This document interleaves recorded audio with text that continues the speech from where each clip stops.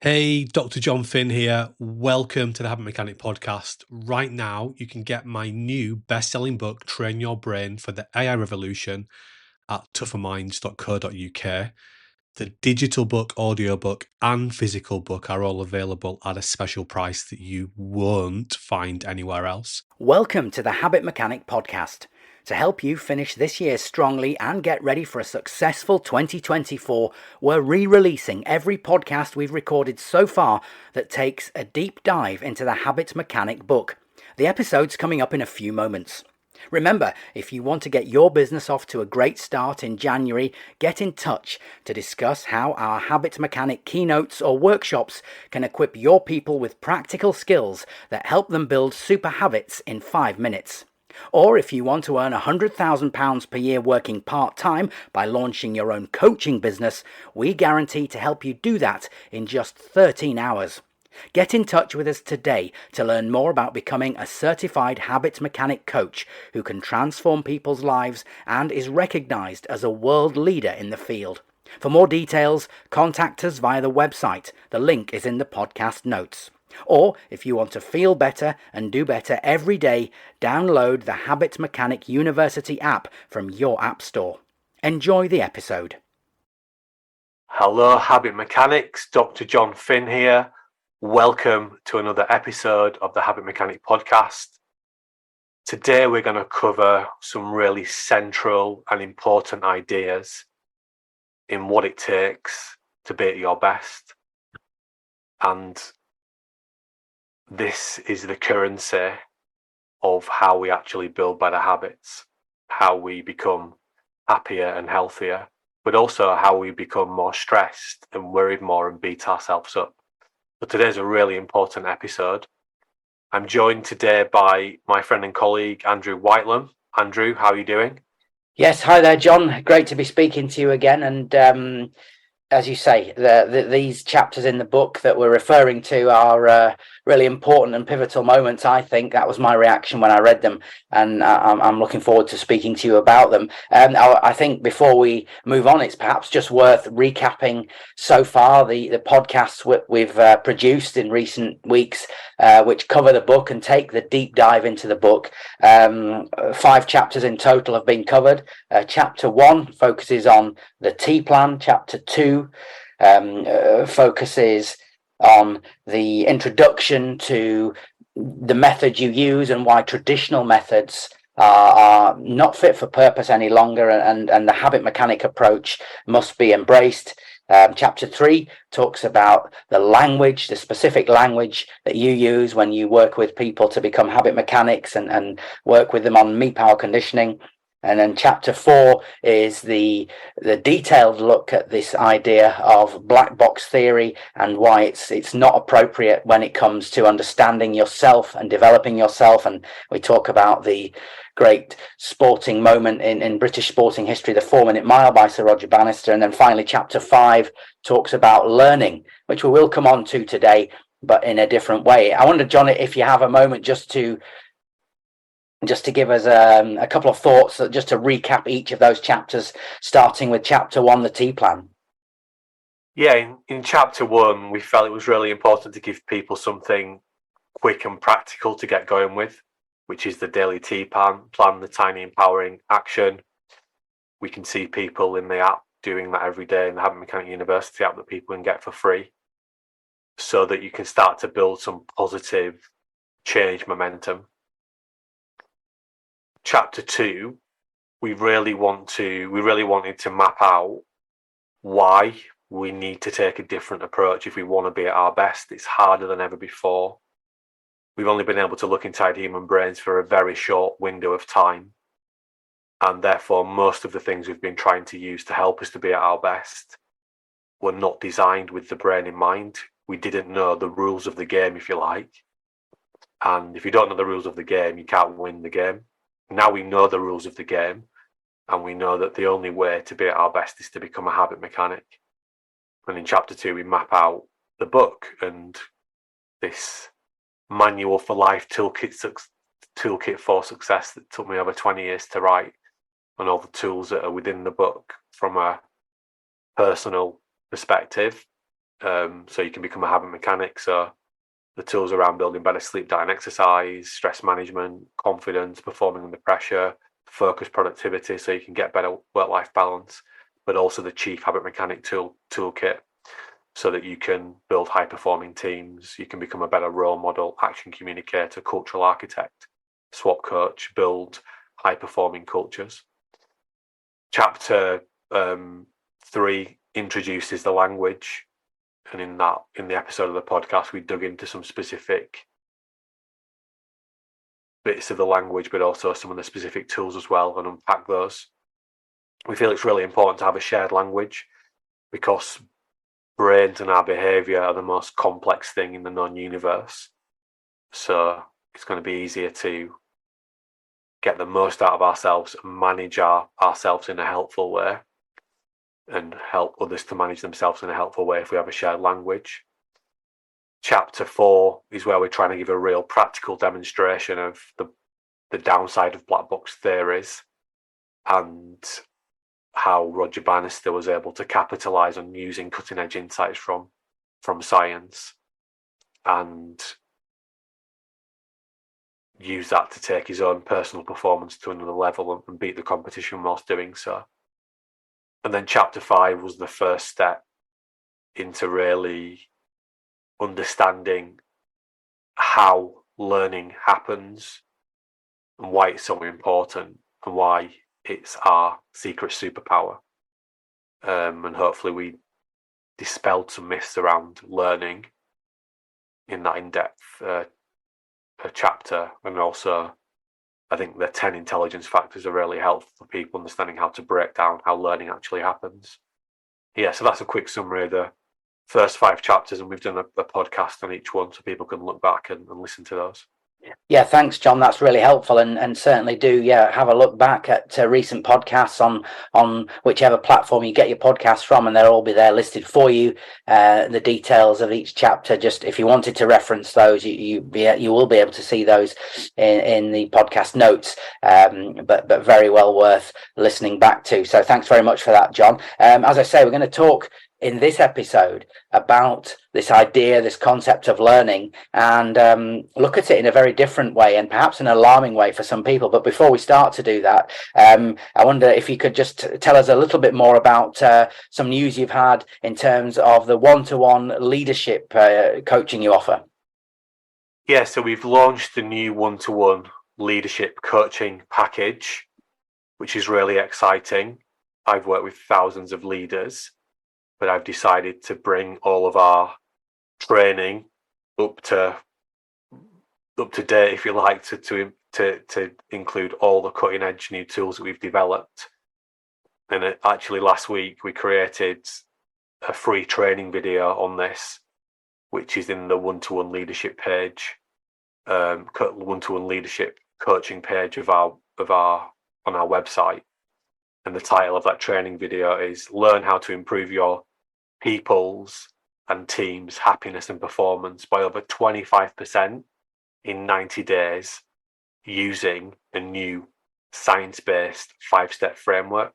So you can watch that video on our website, and I really unpack the challenges of leadership in the modern world. It's harder than ever to be a leader, but being a great leader is also more important than ever before.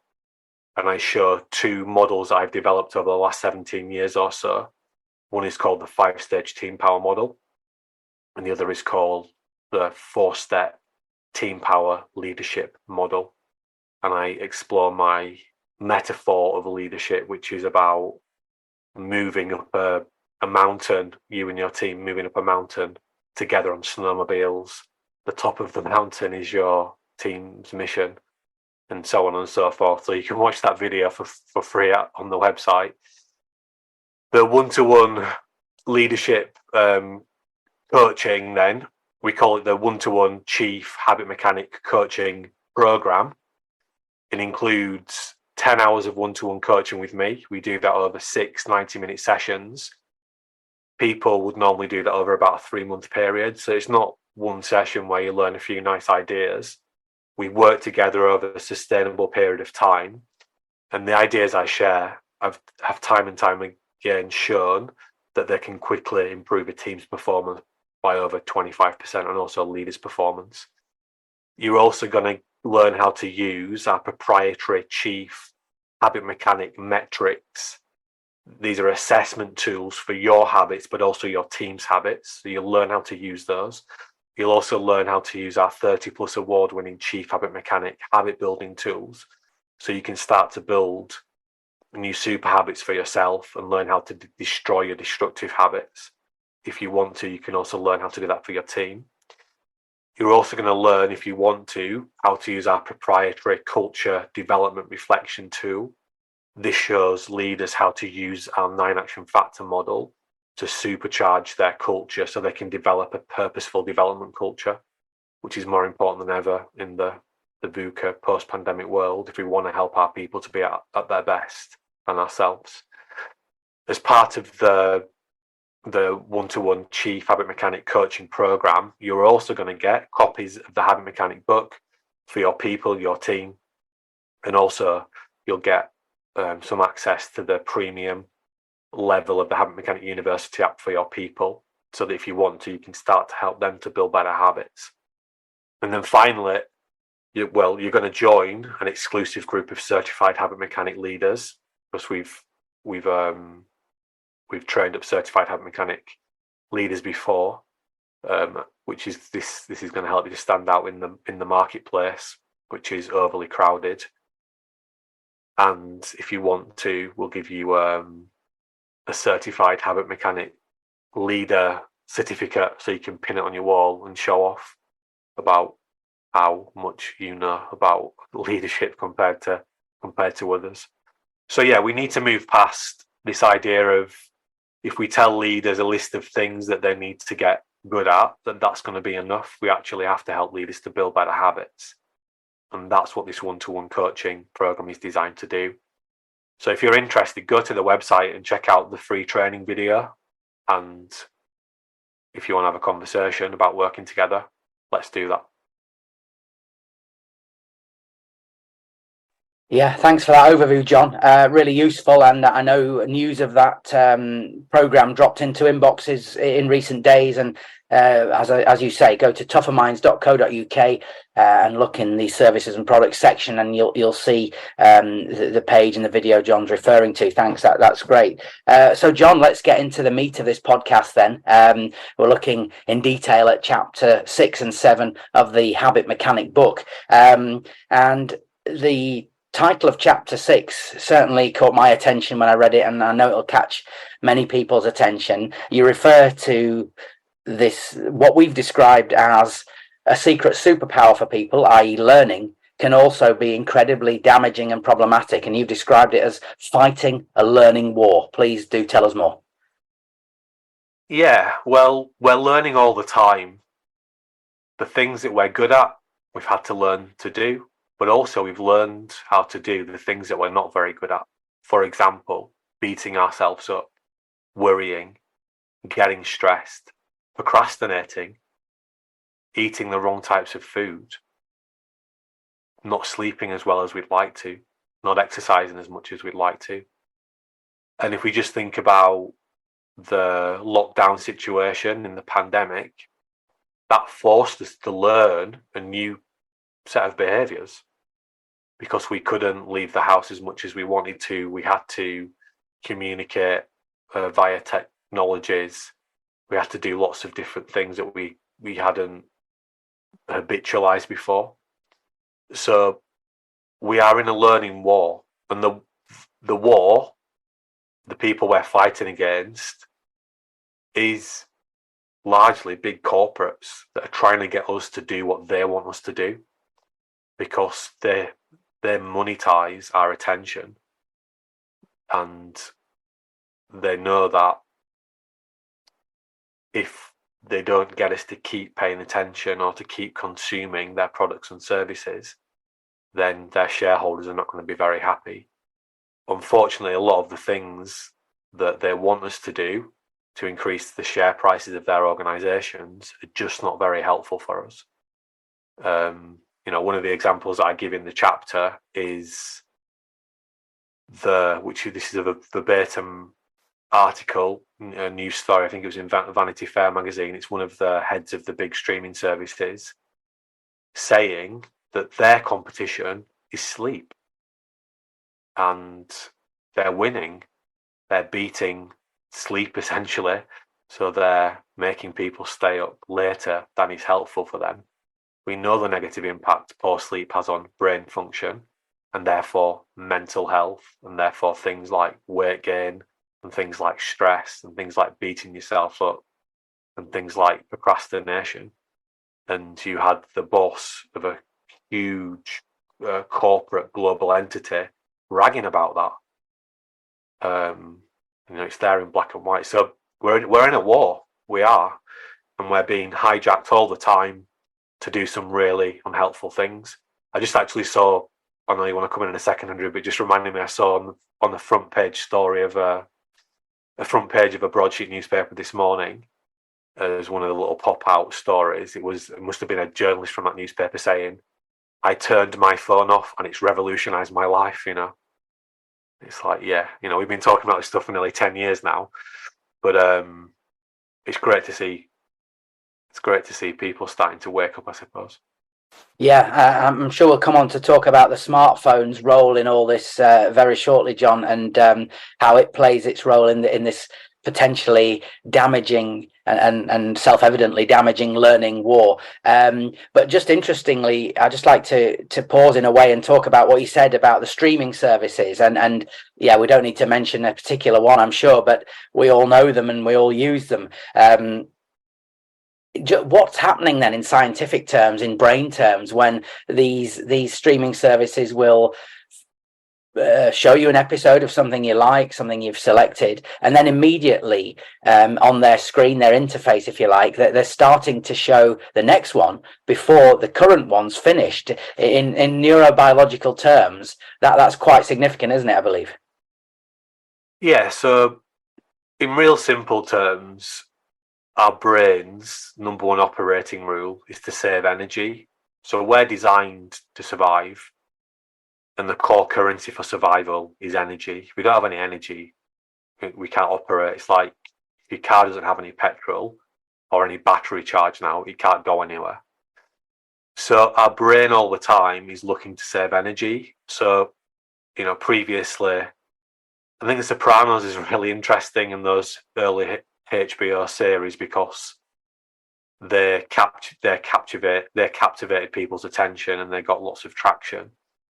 But I like The Sopranos, and partly because I lived in that neck of the woods for a while, and it's just really interesting to me. But I didn't have HBO, so when I first saw The Sopranos, it was on DVD. So I would have literally, to change the next episode, maybe a DVD, I don't know, Sopranos box set might have had 3 episodes on it. So every third show I'd have to get up and physically change the DVD. Now, as you're saying, it just rolls on. So it takes out the need for me to expend any energy to get a reward, basically. If I want to go to bed, I have to get up, turn things off, go up, clean my teeth, blah, blah, blah, blah. Or I can just sit there and let the episode roll on. So it's really about energy conservation, and there are lots of brain science tricks that are being used to make it easier for us to keep watching and to keep engaging and to not get on with the meaningful stuff that we need to do in our lives to actually make us feel good about ourselves. I can't remember the stat in the chapter, but I think there's been a huge increase. Remember, because I have mechanic books, it's not even a year old yet, so all the stats are still very relevant or very recent. And I think there was a huge jump, wasn't in the last few years, in terms of the consumption of videos online and TV streaming. It was a seismic jump, I think. I think it's up to about 6 hours per day. The last time I looked, for the average adult, is consuming 6 hours a day of online video, which is massive. So yeah, that's the brain trick. It's how do we make it as easy as possible to make you feel good? Yeah, and what I'd like to ask you about next, John, is that's fascinating. to identify that process, and I'm sure many people will start now immediately to recognize what's happening to them, what they experience when they use these services, and that happens as you described it. But to compound matters, to make things worse, we learn to be adept at this constant consumption. Then that's this idea of learning unhelpful things. Yeah, so learning is the central pillar for being healthier, happier, and at our best more often, but also for being unhealthier, unhappier, and at our best less often. Learning can be used to move us in both directions, and that's the whole point of the learning war. Is we're battling to move towards the healthier, happier, at our best end of the continuum, but silently in the background we're being conditioned and hoodwinked into practicing things that make us learn new habits that make it easier for us to be unhealthier and unhappier and at our best less often. So that's the challenge. And remember, if you go into the last episode, chapter 5, where we really break down learning, it goes from knowledge to skill to habit. So learning is the currency of how we build new habits. When we talk about this idea of, we start with, at some point in the not too distant past, nobody had any neurons in their brain for the streaming service that they now consume because it didn't exist. And then you start to be aware of it, and you move that awareness from outside of your head inside your head, and you start to grow some neurons for that streaming service. And then you start to use it, and you start to work out how to use it properly, how to see your favorite shows, how to navigate it, how to press the play button. And then eventually, just when you sit down on your couch or wherever you consume this stuff, before you know it, you're not even doing it very consciously. You're starting to turn that on and go to your favorite show. And it's becoming more and more of a habitual, mindless process, to the point where we don't even consider now not watching the next episode. It's playing before we even considered should we watch it or not. It's already there in front of us. So the more we're practicing engaging in anything that we do, the more we're learning to get better at it, and then that learning turns into a habit because we have enough neurons in our brain to habitualize the process, so it can just happen almost with no effort. Yeah, it is fascinating and alarming in equal measure, John, when you describe it like that. And we mentioned it just briefly before. The smartphone also plays a massive role in this. We were just talking about it in the context of streaming services. But in the book, you cite another book by Dr. James Williams, who's, I believe, a former Google employee, who's written his analysis of this situation in terms of the smartphone, and he uses the term the attention economy, and you also make this point and identify this moment in time, as it were, where the smartphone has become an attention grabber. It plays a role in this learning war. Yeah, so many companies that didn't exist in the not too distant past, but now have become some of the biggest on the planet, they generate their revenue through advertising. So social media platforms you use, for example, the search engines that you use, they generate most of their income through advertising. So they can't sell their ads or their spaces for ads on their platforms if no one's on the platforms. So although the platforms might appear free, they're not, because you're paying with your attention. And companies are paying these social media companies and search companies, for example, to place ads so that they've got a better chance of hooking you in to buy their services. So that's what we mean by the attention economy. Yeah, and it's said that the most the most valuable real estate on the planet is actually human eyeballs, because our attention is a scarce resource and it can be monetized. And if you think about it, it's the first access point into your brain. So becoming visually aware of something, for most people on the planet, the first interaction they have with anything is they become visually aware of it. Even if you hear about something on the radio or a podcast, you're going to go check it out with your eyes. Again, if you have sight, but most people on the planet do. So the attention economy is real. It's here. The consequences are very damaging, because our ape brain and our hue has a preference for paying attention to things that are not always that helpful for being healthy, happy, and at our best more often.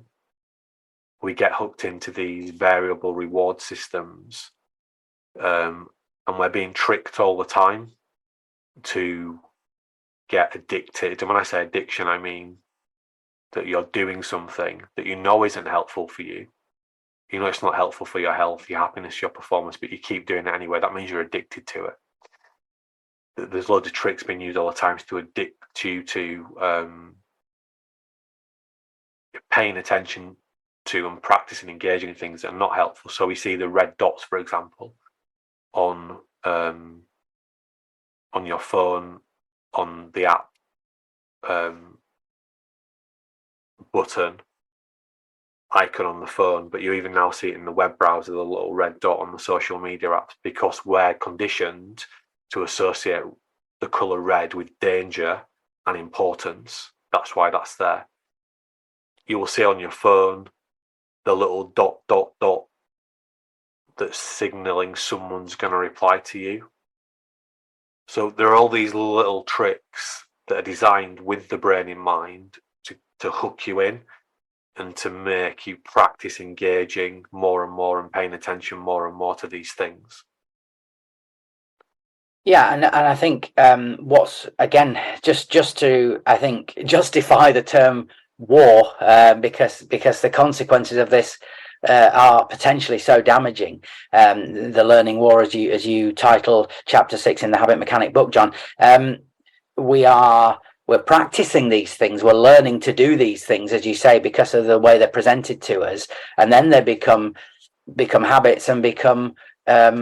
We do them on autopilot, and it's so hard to shake these things. And they, I mean, people will be familiar with being in a rut, but it is everywhere. In the book, you talk about how not just in the digital environment we might be hijacked, as it were, but the physical environment too. It's an example you cite in terms of supermarkets as well.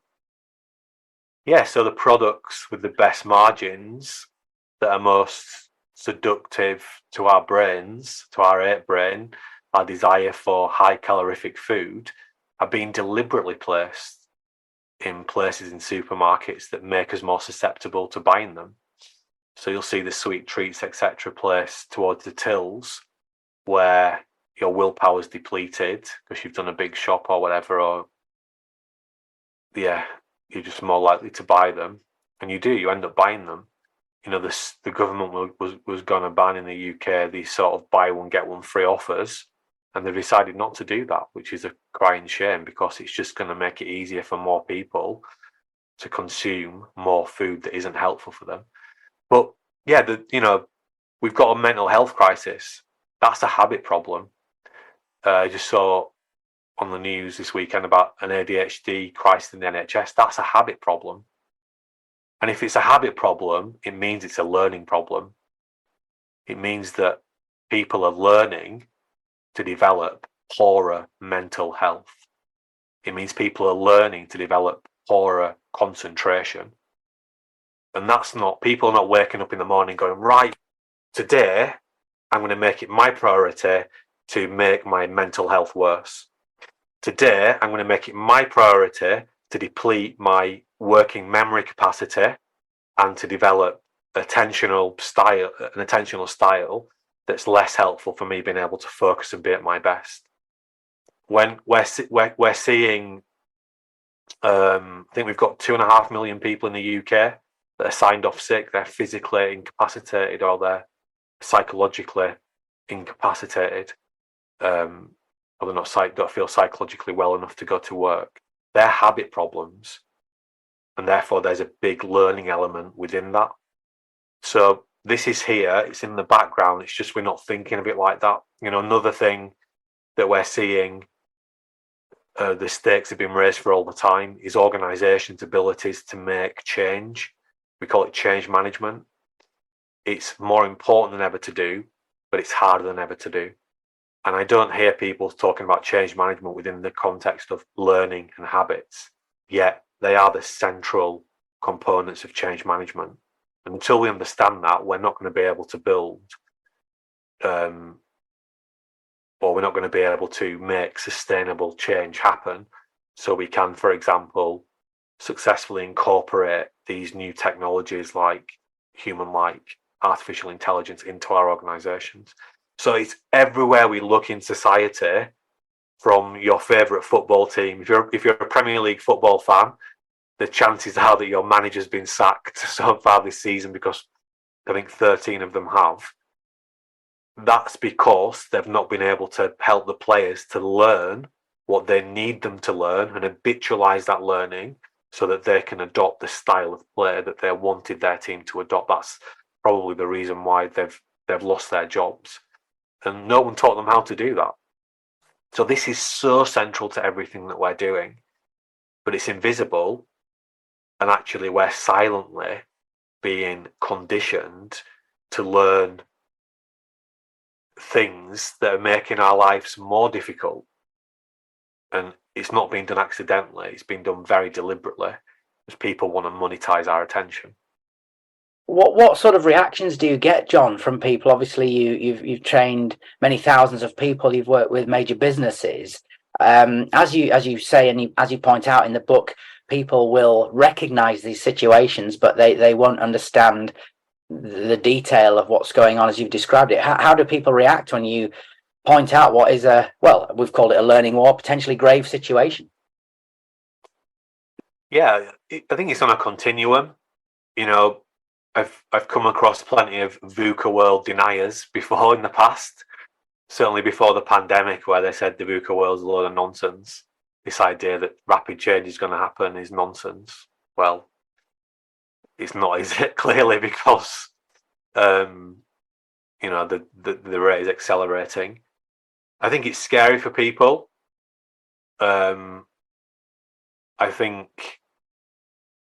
But the people that want to win, they see this as a competitive advantage, so they want to get a hold of it. They want to, they see organisations are starting to see that their staff don't need more sales training, they don't need more traditional coaching. They need to build a culture that helps their people to create sustainable, long-lasting habits. Individuals, and we're training a really exciting group of people now to become certified habit mechanic coaches who are working across a spectrum of sectors. They're recognizing that, the nice coaching conversations don't cut it anymore. We need to actually help people to build sustainable, new, long-lasting habits. So, yeah, I think it's challenging for people, but it's understandably so, because most of what we're doing most of the time is mindless. We don't really think consciously. So it's not all that obvious to us about the important role that learning and habits have, and how we're being deliberately conditioned to do some really unhelpful stuff. But yeah, that would be my quick reflection on that, Andrew. Yeah, no, thanks for that, Jon. And it's a good time to say that, because I suppose it nicely brings us to the end of this analysis and deep dive into chapter 6. And it is a grave situation, but there is some good news because, as you've identified, we can learn to do things which damage us and are unhelpful for us, but we can learn to do better. But it's important to recognize that the ways we've been shown to do that in the past have not always been fit for purpose. That's the central point of chapter 7. Yeah, so we can learn to do better. We can take more control. That's the entire point of the habit mechanic approach. And I must admit, I forget the title of chapter 7, which is called something like Breaking Through. Well, I think most significantly, John, it's how to win the learning war. Chapter 6, we identified a learning war. Chapter 7, we're talking about how to win it. And I think that does provide hope and great optimism. How to win the learning war and break through barriers in your own life. Yeah, and it's the shortest chapter in the book. It's 2 pages, but it's, for me, the message was distinct enough to have its own chapter. And there is hope. We can do better when we learn how to do more intelligent self-watching and more intelligent planning using the habit mechanic toolkit that's in the book. We're able to actually see some of these unhelpful things that we're learning, that we're being silently conditioned to do, and we're actually able to proactively work against that to start establishing new, more powerful habits. So in simple terms, we're able to notice our destructive habits, destroy them, and build new super habits that make it easier for us to be healthier, happy, at our best more often. But we're not only able to do that for ourselves, we're also able to do that at a cultural level to build what we call purposeful development cultures. This is what I go into in step 4 of the book in the Chief Habit Mechanics section. Cultures where it makes it easier for people every day to work on themselves and to learn to do just a little bit better, and then a little bit better, and then a little bit better, and to build the foundational habits that make it easier for us to be healthier, happier, and at our best more often, but also to make the kind of personal progress that's essential if we want to feel good about ourselves. And I suppose that's the beauty of the habit mechanic approach. Even though the book's only, it's less than 12 months old, everything in it has been tried and tested on thousands of people. In the last 10 months now, I think we talk about 10,000 people we've worked with. I think we're going up to over 20,000 people now, because we've got so much traction from the book in the last 12 months.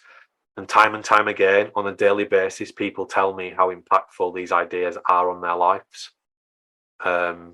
So yeah, I think we're at a really exciting point where we know what the rules of the game are now, and we can start to use the rules to help us to win. And I can see already habit science making the same seismic impact on people's well-being, performance, leadership, team performance, cultures that, for example, sports science has had on the physical conditioning of professional athletes over the last 20 years or so. So habit science is sort of the shining light, I think, if we want to be healthier, happier, and at our best more often. And I'm not seeing it described in that language anywhere else but the habit mechanic. So, the habit mechanic approach, I just think it's not just me saying this, it's the feedback we get every day from people. If we understand the rules of the game, we can win the game.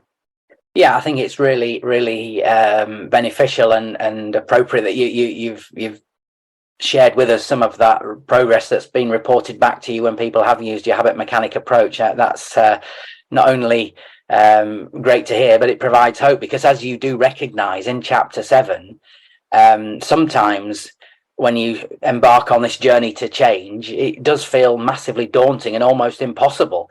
But you talk about people feeling on taking more control of their lives and feeling in more control. Yeah, and I think that's at the heart of what we're all trying to do. That is the ultimate outcome we're trying to achieve. We're not that conscious of it, but we want to get more control over how we feel.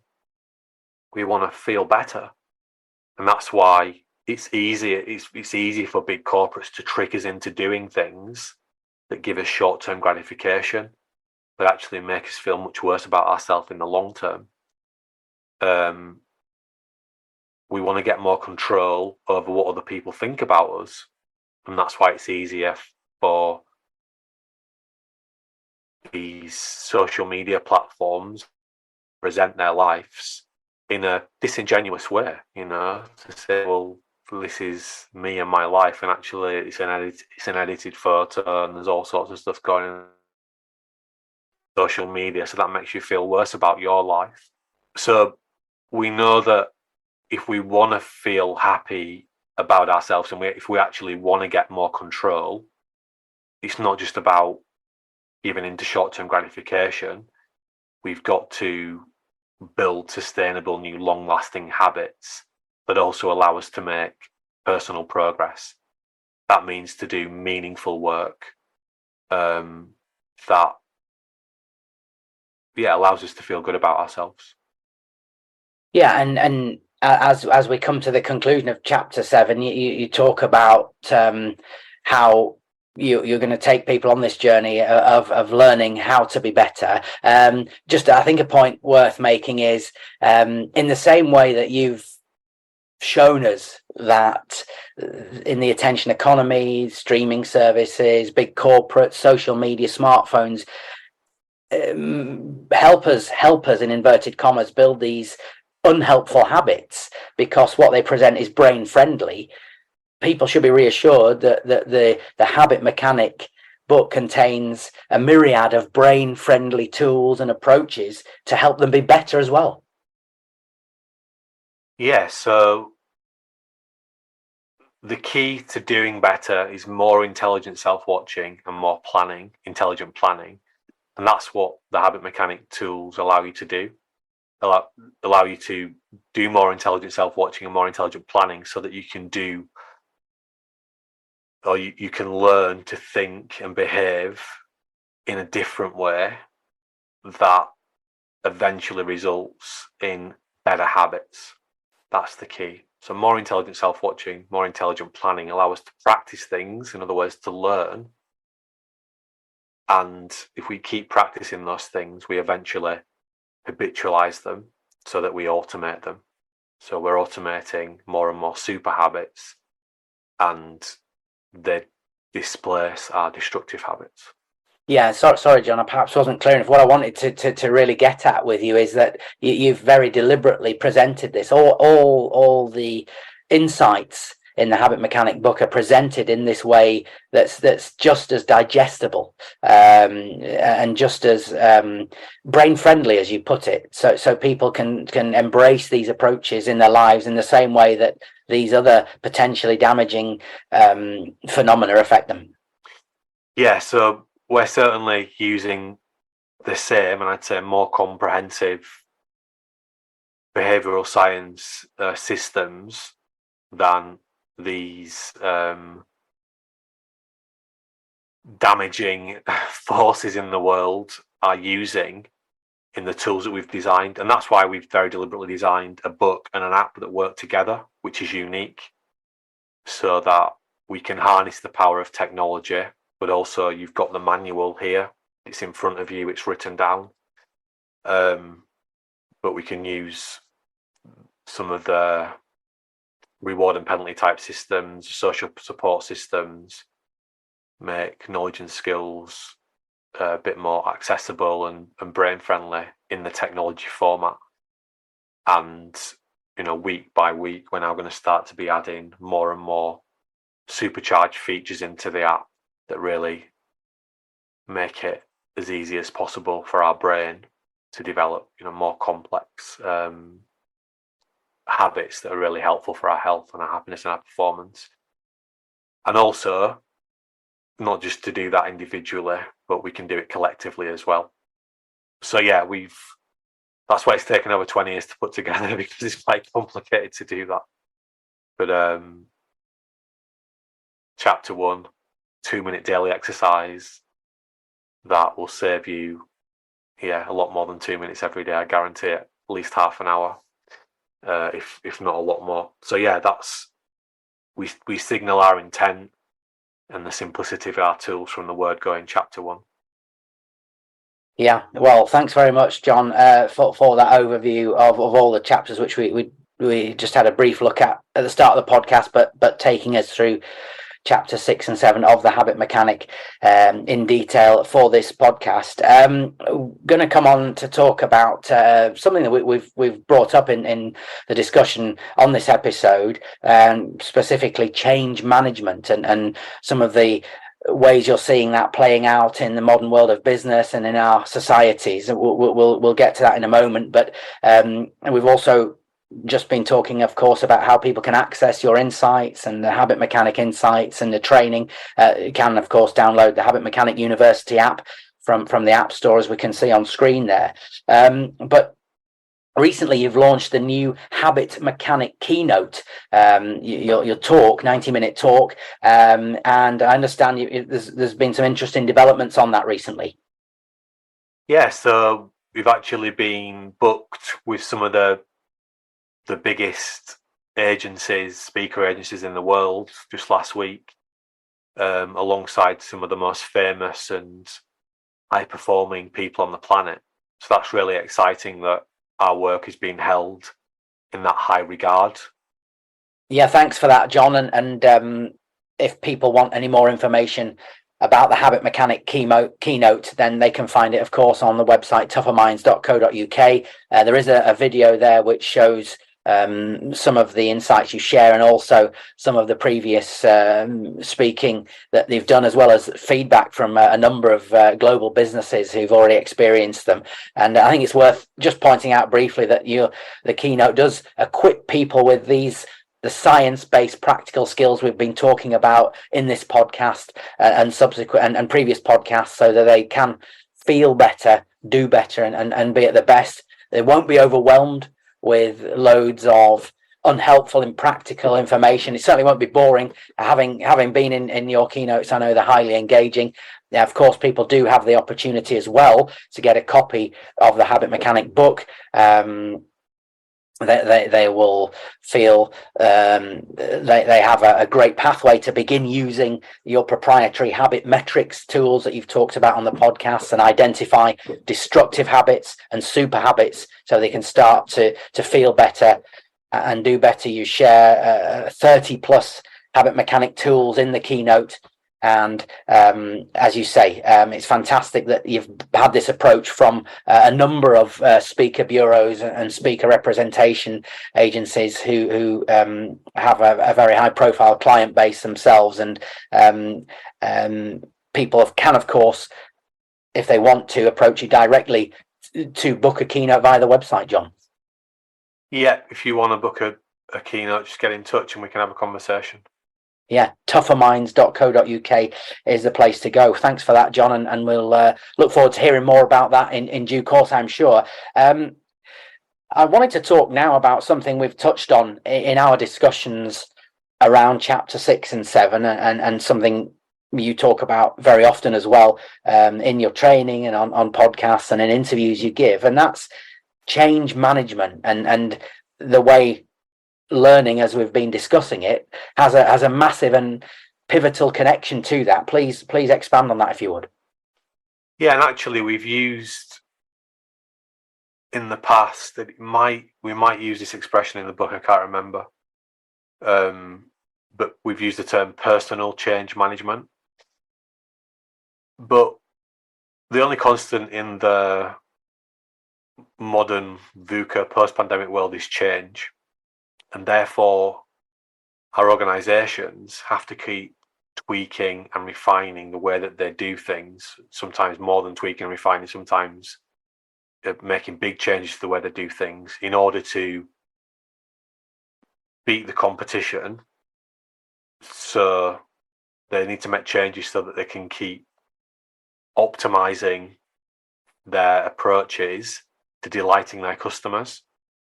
And the big news story on that front in the last few weeks, and it will continue to be a big news story, is the role of human-like artificial intelligence, which we took a deeper dive into in the last podcast. Yeah, that the Chat GPT chatbot, and I think Google's got a rival as well that's been recently released, and there's been a great deal of news coverage of these things. And there was a report which analysed the potential seismic impact, a word you use a lot, seismic, on the workplace around the world. And it's so important that people are equipped to not only just deal with these new phenomena, these new trends, and the way it will change the way they work and live, but they also can help others, and as you say, build a culture that can adapt and succeed in these contexts. Yeah, so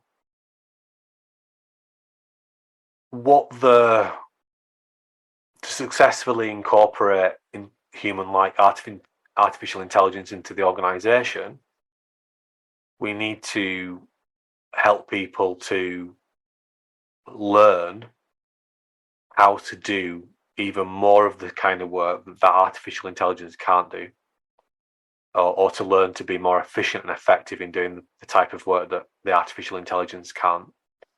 So the way that we think about this, and we talk about this in chapter 25 of the book, is that we can separate the jobs that we do at work into two broad categories. One is freezing ice cubes. That's busy, mindless, habitual work that artificial intelligence is increasingly getting good at doing. And the other type of work we can do is building ice sculptures. So that's focused, clever, what we might sometimes call creative, innovative, high impact work that artificial intelligence can't do so well. So actually what we need is to work out how do we optimize how the artificial intelligence can help us to freeze our ice cubes more quickly and free up our people resources, our humans, to do more of the ice sculpture building work. But in order to do that, people need to learn how to build more habits that allow them to do more ice sculpture building work more consistently. And that starts with learning how to build better, for example, sleep habits and diet habits and exercise habits so that you can get your brain working well.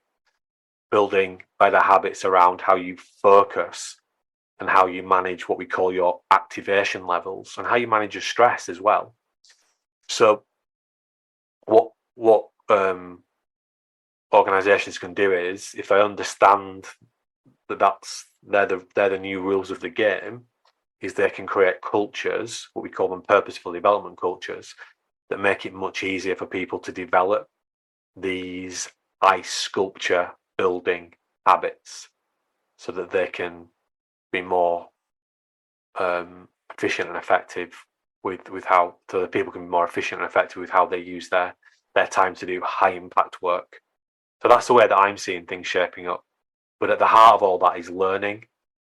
So when we, change management, we've traditionally thought about bringing a new IT system or something like that. But we need to get much better at using habit science within how we make change in organizations. And excitingly, that's the work that we're doing with our clients. We're helping their people to ultimately build more ice sculptures. And then very quickly, we know that by doing that, we can help to improve the performance of any team by over 25% very quickly, which you probably think, that's ridiculous, John. We can't do that. I guarantee you can when you implement this science. It's so powerful.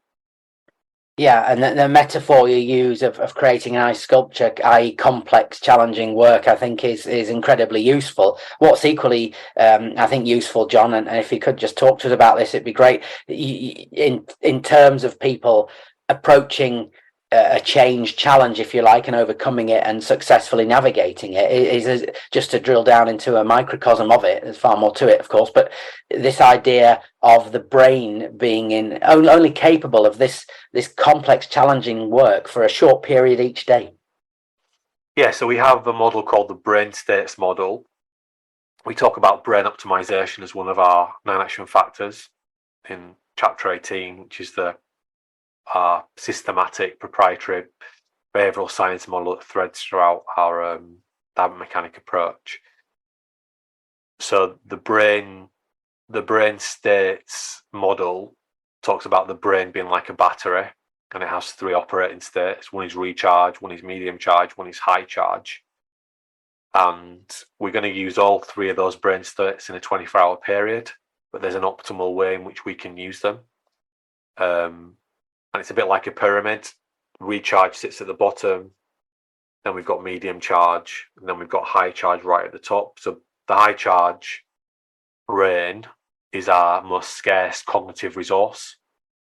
And for me personally, but I see this, people reporting this in as well, is that you can only do about 4 to 5 hours of high charge work each day. And you're probably going to have a day off in every 7 of not doing any high charge work, to recover. So for me, the rules of the game are really all about, they all center on how can I consistently every work day do 4 to 5 hours of high charge, clever, high impact work. And it's interesting, just as an example case study, the story that I heard of a company that have someone that writes blogs for them, and they've started to use this. I think they've used the Chat GPT tool to supercharge or to work alongside this blogger, if you like. Previously, without that tool, the blogger could write 1 blog per day, because that's all they were capable of doing in a normal working day. Now they're actually able to write 3 blogs per day using this new technology. So actually, they're using, the way I would describe it is, they're using the chatbot to do more of the ice cube freezing work, which makes it easier for the human to do the ice sculpture building work, because that's all they have to prioritize. So in this case, the Chat GPT bot will literally write the first draft of a blog, and then the human goes in and does the clever ice sculpting work. But they can do 3 of those a day. So already, I'm talking about 25% improvement across a team. That one individual is already improving their performance, their output by 200%. That's one person. That's seismic. Yeah, certainly is, and when you realise how this insight into brain states alone can be so helpful for that. In other words, you would suggest that they perhaps set the chatbot going to create the blogs as part of this, their more habitual work, and then prioritize the refining of the blog into the ice sculpture period, the high charge period, just to give a specific example of how that might fit into a working day for someone tasked with a specific role. Yeah, and there was another story, wasn't there, about a young lady from York, I think, in the north of England, a beautiful place if you haven't visited it, who got a rebate on a £60 parking fine by submitting a letter that she got Chat GPT to write for her. So the robot wrote a letter that meant the judge or whoever makes that decision relinquish the £60 fine. And that the report you referred to earlier said that just in Europe alone, this human-like artificial intelligence is going to significantly impact, in Europe alone, 300 million jobs. And that one example of a £60 parking fine, that's you would normally ask a solicitor to write that for you. That's going to be one of the biggest sectors impacted, because we don't need humans to do the ice cube freezing job work anymore, or regurgitate a contract for us with a few refinements. We can get the artificial intelligence to do a lot of that work for us, and we can leave the humans to actually do the more clever, complex work that AI currently can't do. So this is going to be huge. Yeah, and I know you've worked successfully already with businesses on change management. Just briefly, obviously people can access your programs. What is the starting point then when you are trying to take businesses on that journey of successfully approaching change management? We need to understand what their mission is first of all, and what their strategy is, and we sometimes help them to create we always help them to create a more what we call habit-focused strategy, so that habits are at the heart of the strategic approach. Then, what are the priorities?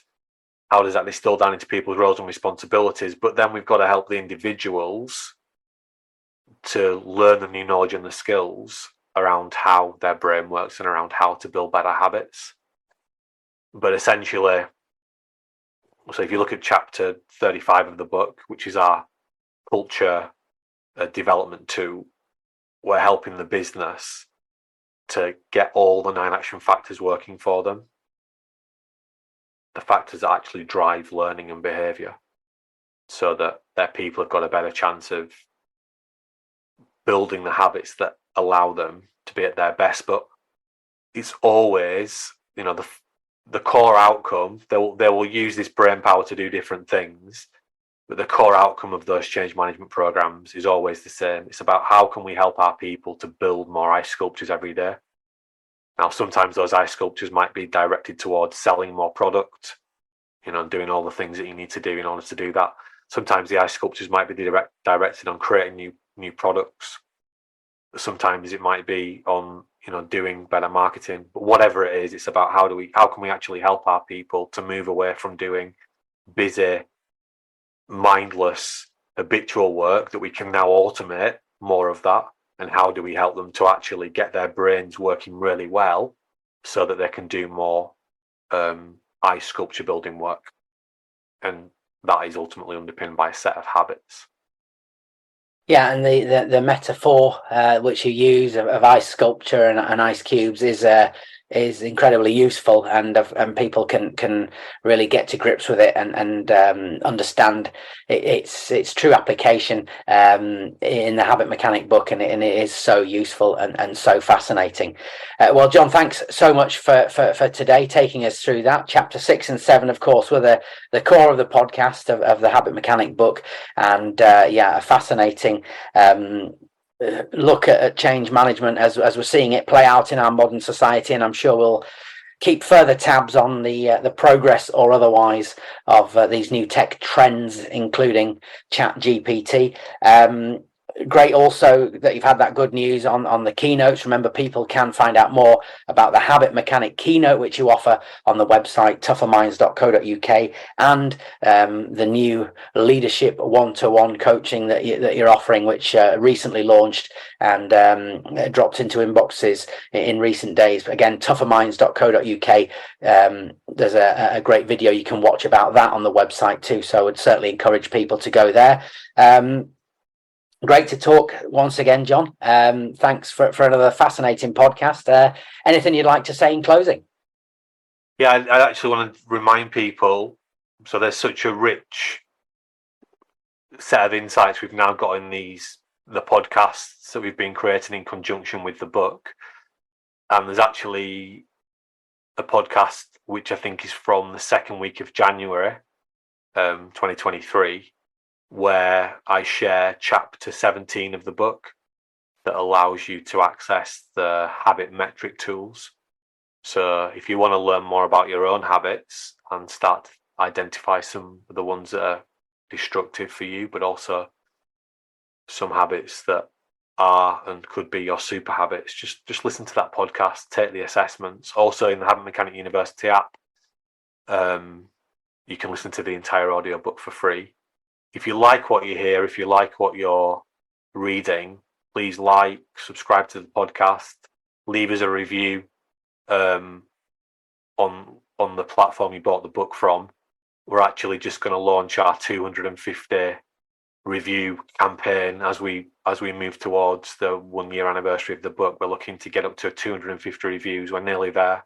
So if you like what you've read, tell other people about it and help other people to be at their best, because the more people we can get using these approaches, the healthier, happier, and at their best more and more people are going to be, which is only a good thing. And remember, I know building new habits is not straightforward. It's complex. It's a journey. But time and time again, I've said this and I've seen it, you're only ever one habit away. Thanks for listening. Remember, if you want to get your business off to a great start in January, get in touch to discuss how our Habit Mechanic keynotes or workshops can equip your people with practical skills that help them build super habits in 5 minutes. Or if you want to earn $100,000 a year working part-time by launching your own coaching business, we guarantee to help you do that in just 13 hours. Get in touch with us today to learn more about becoming a certified habit mechanic coach who can transform people's lives and is recognized as a world leader in the field. For more details, contact us via the website. The link is in the podcast notes.